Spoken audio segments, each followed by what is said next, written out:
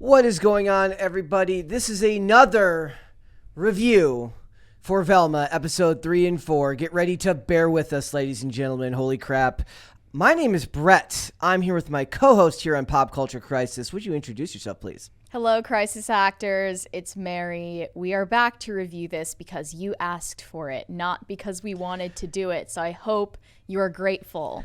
No, definitely It was not a good experience, obviously. Not like I expected anything better than the first time. You chose to watch it like right away this morning? Yes. Yes. I just am coming with my fresh perspective. You watched it last night. Look, so you've had some time to really stew in your anger. Look, I waited till 3 in the morning. Because it's 3. We're here on the East Coast. It comes out at midnight in California, I'm guessing.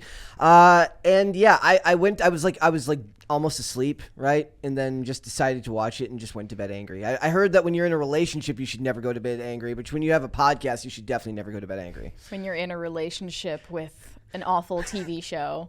Exactly. All right, guys. So this is episodes 3 and 4. In episode 3, Velma has to once again enter the metaverse, the meta universe of humor, and try to explore her sexuality for some reason with Daphne. And in this episode, basically the students of Crystal Cove High School have to go and attend, the girls of Crystal Cove High School have to attend self-defense classes because they have to plan for when they one day get attacked. I will say the one thing I found funny in this whole episode was their mental health seminar mascot, Nutso the squirrel. That was, I'll admit, that was kind of funny. But other than that, nothing else. And then in episode 4, Velma has to help make all of the hot girls of Crystal Cove High School not hot. Because they have learned that the killer is going after hot girls. So they have to do Project Uggo. Look, these two episodes, maybe it's just because I'm dead inside from the first two. There was actually a couple of moments in here that hinted at the idea that they could possibly use humor that reaches across the aisle into a more neutral tone, but they have one problem. They always go back to the same punching bag, and that's white dudes, cops, racism. I don't think it does make an attempt to reach across the aisle. Where did you see that? There are some points where she has questioning moments about the idea, like, am I the problem, when she's talking about the Uggo girls and stuff like that. She goes, or even when one part that was funny was when Norville says, I'm not he's like, I'm an ally, now get me my information. There's some jokes that don't realize that they could have possibly been funny if they had stuck to them. What that is a poor, sorry, pseudo-intellectual attempt at intra-feminist discourse. Yes, of course. And philosophizing. It's not meant to amuse us. No, I know. It's supposed to be about feminist discourse that happens within their own circles, which... And there's I don't a know lot if of that. We kind of forgot that this show is supposed to be about a serial killer mystery getting solved. Yeah.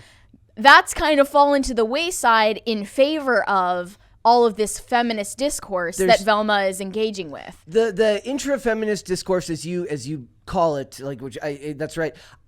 There are bright spots there given to a writer who wasn't an intersectional feminist, could have actually been funny, but they go back to the same thing every time. They hate white dudes, they hate cops, they hate men.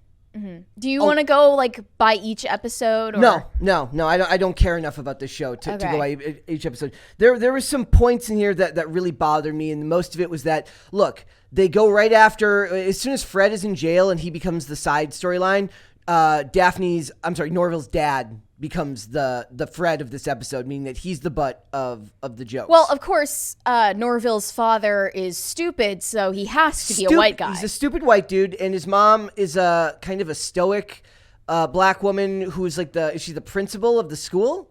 We didn't see much of her. But she was the one who she gets the dad when they're at the mental health assembly. The dad gets booed and called names, and the mom gets cheered. Look, there's so much hatred in the show. There's so much distaste. It feels like I'm watching this rewinding back to 2014. Yeah. Velma is a 2014, 2015 blue-haired feminist. Like all of the talking points you would expect, she blurts them out. Like, why don't we have a teach boys not to murder girls class instead of a self-defense for girls class? And, the phrase centuries of toxic masculinity. I posted that last night. As soon as that came up, I posted, I'm like, it's going to be a long hour. For some reason, Velma is still attracted to Fred, but she's also into Daphne. She's also into Daphne. Look, there was also the line that says romantic relationships between old friends rarely work out. It's always one-sided. Like that 20 years ago sounds like something that would have been in Not Another Teen Movie. Why does literally every other member of Mystery Inc. that isn't Mystery Inc. yet have to be vying for the affection of Velma, even though she has no redeeming qualities on the surface or below the surface? She proves herself to be a despicable person and kind of sociopathic because she reads Daphne's journal out to the entire school. And that's when we get the part where they talk about how... And Daphne still likes her. After that, and Fred likes her, even though she constantly laughs at the idea that she would be into him. Norville. What did I say? Fred, you said Fred. Yes, but then Fred, at the end of episode 4, also ends up vying for the affection of really Velma. Weird. It's really freaking weird.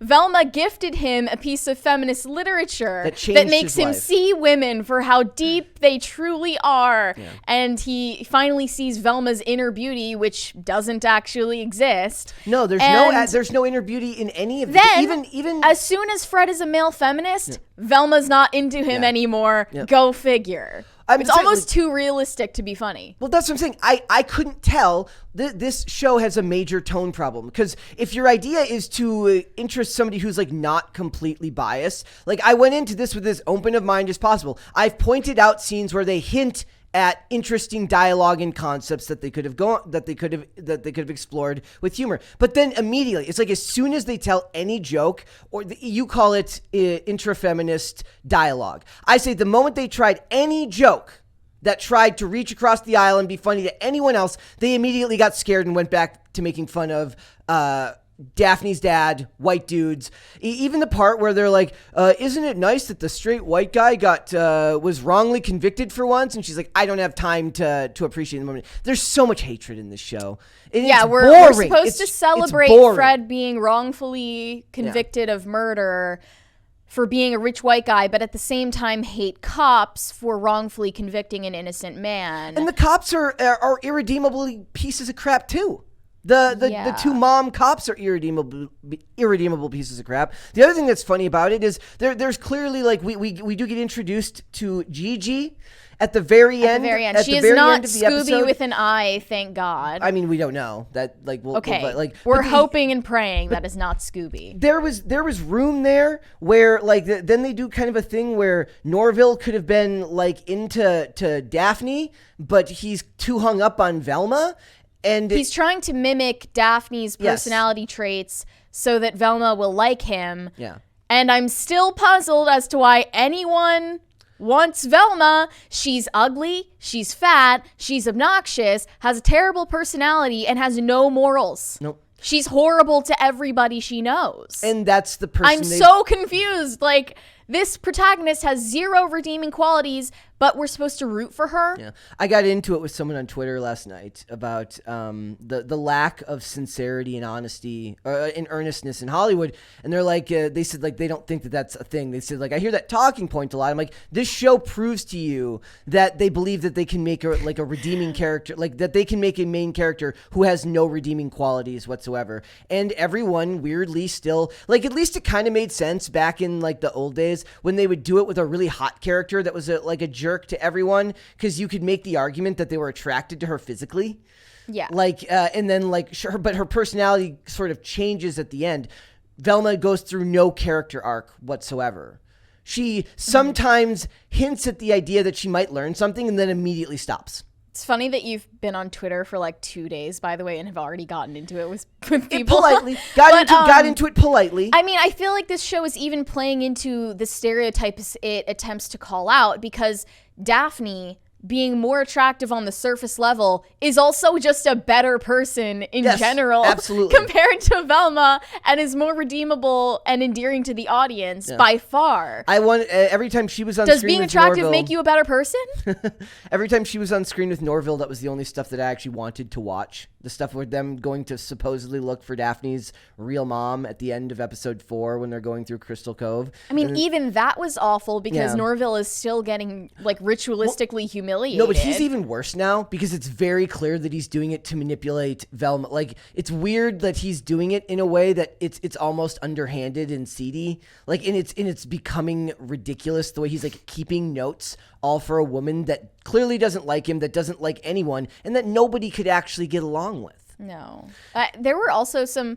It's beginning to make more sense to me why the SJWs on Twitter also dislike Velma, because they have some very strange dog whistle type of... That's the stuff I'm talking about. Like, I don't know if you noticed this, but in one part where Norville and Fred are talking while Fred is still in prison, you can see in the background there is a white woman with a mixed race child visiting an inmate, her black baby daddy in prison, who is like yelling at her. It looked at first like she was... I'm so confused why this was intentionally put in the show. I thought she was breastfeeding at first. I don't know what it's for. Like, what is this supposed to communicate? Is it supposed to be funny? Like, it's actually just seems kind of racist. Or the kids at the very beginning when they meet up at the school and there's just two dudes like straddling each other, kissing in the hallways. Why is that in there? Multiple times. Why is it was in the first 2 episodes as well. It makes no sense whatsoever. It's like they're kids. I want to know what the actual F Daphne sees in Velma after the journal incident. Yeah. Why is she still interested? Right? There is no answer. Because if you're supposed to see Velma for who she is on the inside rather than the ugly exterior, I still don't see anything good about her on the inside. Yeah, there isn't. And all of the stuff with Fred's dad was even worse. Like, it really was. Like, it's as bad. Or, I'm sorry. Sorry. With the Norville's dad is a bad person. I kept Fred's calling him dad is a bad person. Velma's dad is a bad person. Daphne's dad is out of the picture.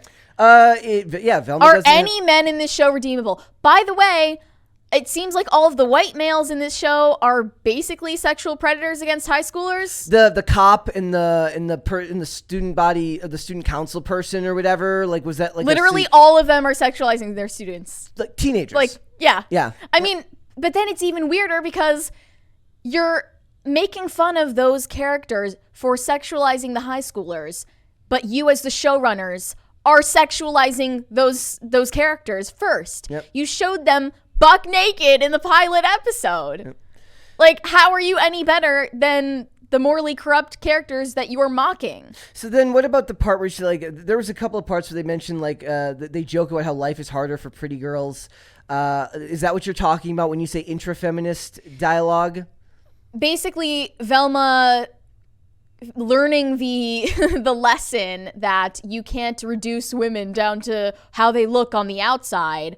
And I mean, really, this is like the intra-feminist dialogue about whether using your sex appeal for empowerment is the Olive character empowerment. The Olive character makes points about slut-shaming and reducing women to restrictive labels and stuff like that. Because, like, just because I'm a hot girl doesn't mean that that's all I am. Right. Which is actually putting Velma in her place for being judgy. But it's still not a reach across the aisle because this is something they debate about with each other on Twitter all the time. And Velma so is this my fault for actually wanting to understand It's your fault for thinking they would ever make an attempt at sincerity in this show. It would never happen. Yeah. Another thing is, like, Velma seems to hate women more than any of the men that she despises. Yeah. She is the one going on a tirade against the beauty standards that are enforced by men, but at the same time judges women even more harshly by the same standards. Yep. She is incredibly shallow about who she finds attractive, but is herself ugly and fat. Yeah. And admittedly on purpose. It's a teenager being written by 45-year-old women who never grew up and were bullied in high school. The self-insert of Mindy Kaling is so pathetically obvious. Like, she must have had heavy writing notes in this because she's not the writer on the show. I mean, she's a producer. Obviously the visual self-insert is there. Yep. But what I mean is like Mindy Kaling has done this in other projects as well. I'm sure she had immense influence. The fact that all 3 members of Mystery Inc. would be vying for Velma's affection and attention, despite her being an awful person, especially says everything. Daphne was the one who got all the attention in the... Right. In the original. And Daphne and Fred were supposed to be the original couple, right? Like, I don't understand where this is going. I mean, even, you're right that there seems to be some self-aware, like, self-deprecation going on about, like, you know, the obsession with the male gaze and the shackles of as soon as they toxic do that, masculinity. As soon as they do that, they get scared and they go right back to making fun of straight white guys and cops. Right. Instantly. Like, I'm like, every time I watch that, I'm like, look, in the hands of a better writer, you could make all of these jokes, but there would have to be more balance between the characters, and there would have to be some level of likability from the main character. There's none of that. That's what I'm saying. There are vestiges. There are little bright spots that aren't really bright spots, but there's little pieces that could have been rejiggered and constructed into something bordering on tolerable if they had actually just worked with people that didn't seem to be full of hatred. It seems like there is a quota to be reached every episode for especially anti-white remarks. Oh, the anti-whiteness. Like, it's it was like worse you can't than the make first it two. 10 seconds without another one like Clockwork. It was worse to me than the first 2 episodes. Yeah, it was 100 times worse to me in the first 2 episodes. Like, it was there in the first 2 episodes, but it was more like, haha, they're the punching bag. In this, it was almost like because they made these other jokes that kind of poked fun at anyone other than straight white dudes, they had to then immediately travel back and punch them again to let you know, hey, don't worry, you think we're this, but we're actually this. And that's just a sign of a cowardly writer. Right. I think as the quintessential frumpy feminist, Velma seems to want to just bring everyone down to her level instead of asking more of herself, because she has such low expectations and standards for herself due to low self-esteem. Well, that's what I mean. But then it's like so close to reality for like how these people behave in real life that it's not self-aware humor. She never learns better. No. You know what the worst line to me in the whole show was? What? It's not the one you think. It was the one where she goes, I finally got my mom to admit that she never wanted kids. Oh, yeah. That I was like, that's Hollywood. That was Norville, right? Yeah. That's what Norville said.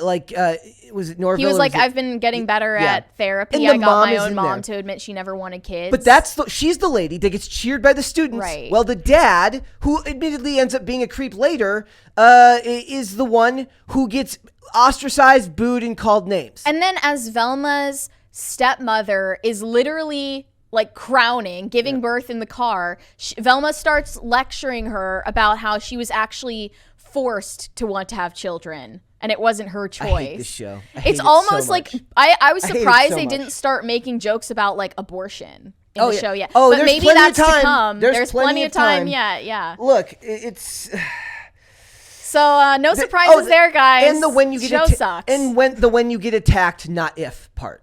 Right. Like, okay, here's the funny thing. Like, if they had said, when you get attacked, that could, if you had left out the not if part, I'm speaking purely from a writing standpoint here. There's no subtlety in this. If they had made the line we need to have self-defense classes for when you get attacked, that's not funny, but it's more clever than adding the not if part. Right. When? But they think that you're stupid. Yes. So they have to make that explicit. Like, you're angrier than me today. Today I'm just broken and I just don't care. I didn't feel angry while watching it, but now that we're talking about it, I'm like, this is actually the worst thing I've ever seen. It's worse to me because I actually engage with it in a way where I want it to rise above my expectations. And maybe I'm the bad guy here because I'm giving it the benefit of the doubt in places where you call it discourse. I call it bright spots of possible humor that could have worked under another writer. Mm-hmm. But they haven't earned that level of fairness from us. They've earned only derision. What's bizarre right now is that the show forgot the fact that it has a murder mystery theme or plot. Did you even know? Yeah, you forgot that was going on. Like, it doesn't matter. There's nothing even close to the tone of Scooby-Doo. At the very beginning, when Norville goes, my dad's gonna lead the seminar about mental health in the auditorium, hella pamphlets. I'm like, your classmates died, you psychopath. Like, there's no tonal shift. It's just everyone's snarky and a bunch of hot women died. Mm-hmm. Not even hot women, hot high school girls died, according to them, right? So it's like, what is this? And even the writers think that those lives don't matter because they're hot women. Yes. And it's like, is this written by people? This is written by people who laugh at obituaries and laugh at the idea of their enemies dying. I would just love to see the faces of the people who wrote this show. Like, these are the type of people, the people who wrote this are the ones that when someone they know dies, they trash talk them the same day. I'd believe it. Yeah. So just, guys, it's awful.